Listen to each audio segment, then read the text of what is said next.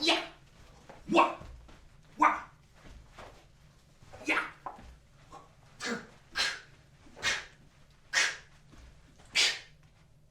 Oh, sorry, didn't see you there. I was just practicing some of my sweet fighting battle moves. Hold on.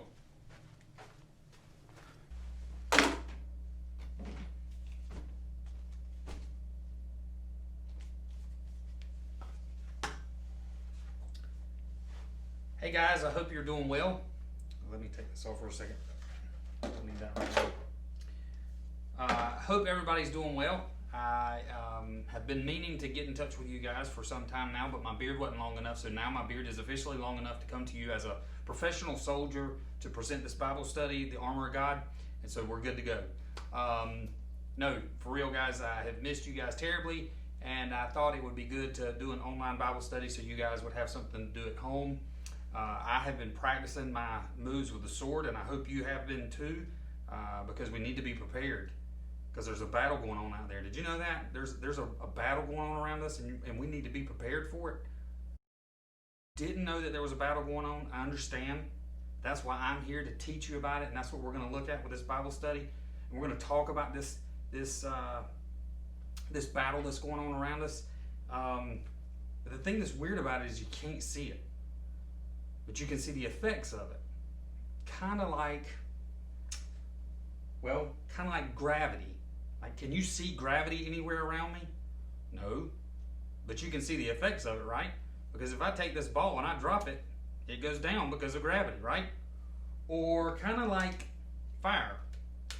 So you can see this fire, right? But you can't see the heat from it, can you? But if you put your hand right here, you know that that's heat. Even though you can't see it, it's there. Or like air.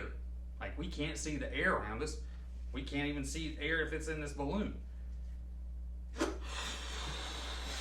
But as soon as we blow it up, the only reason it gets bigger is because it's got air in it, right?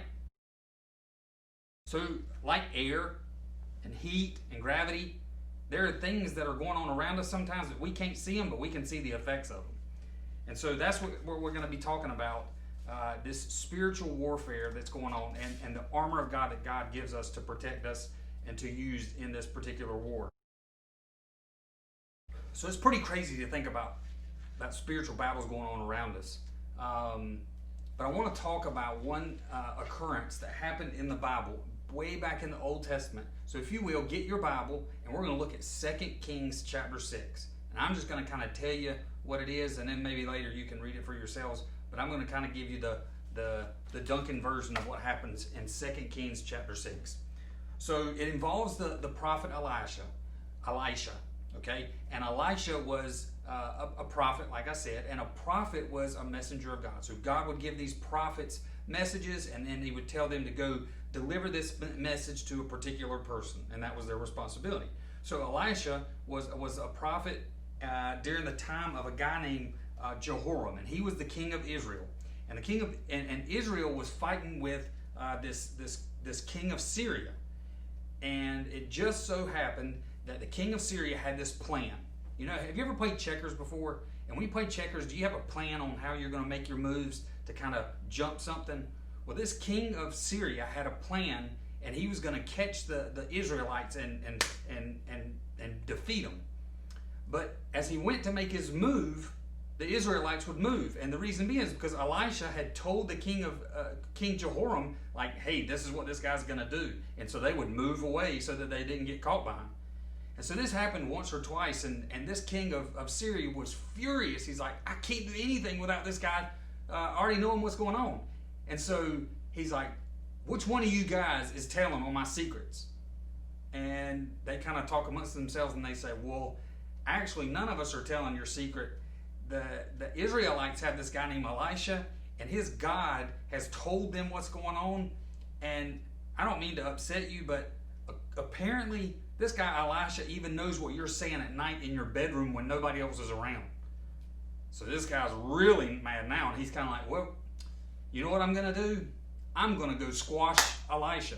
If I get rid of him, then I can make my moves, and that guy has no idea what's going on. So that's what he does.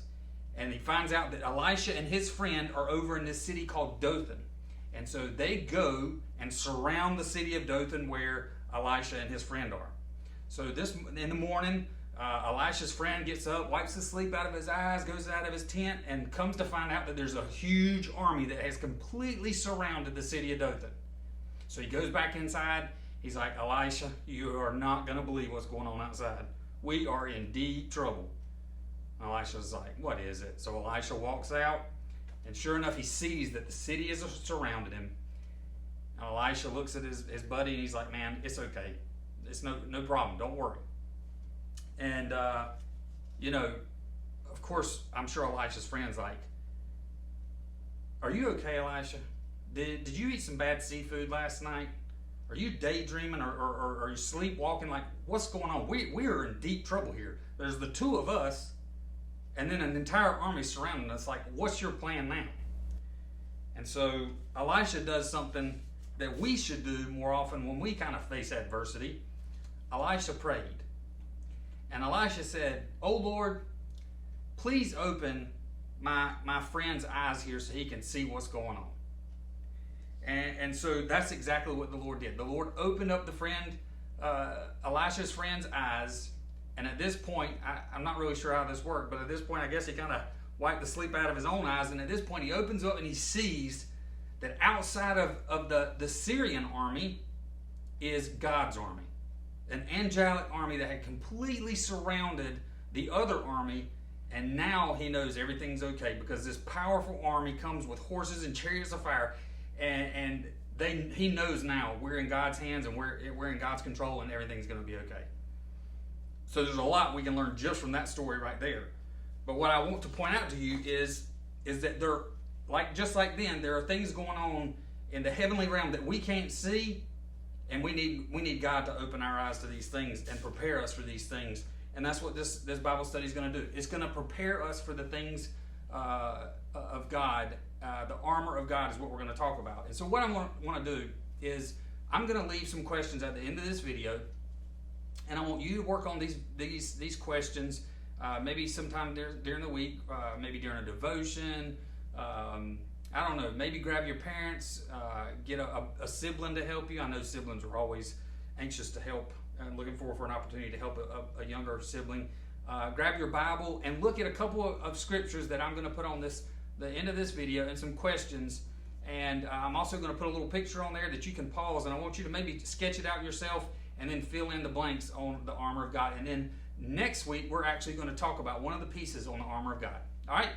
Until then, I'll talk to you later. And I've got to get my stuff back on and do just a little bit more practicing before I go home. All right?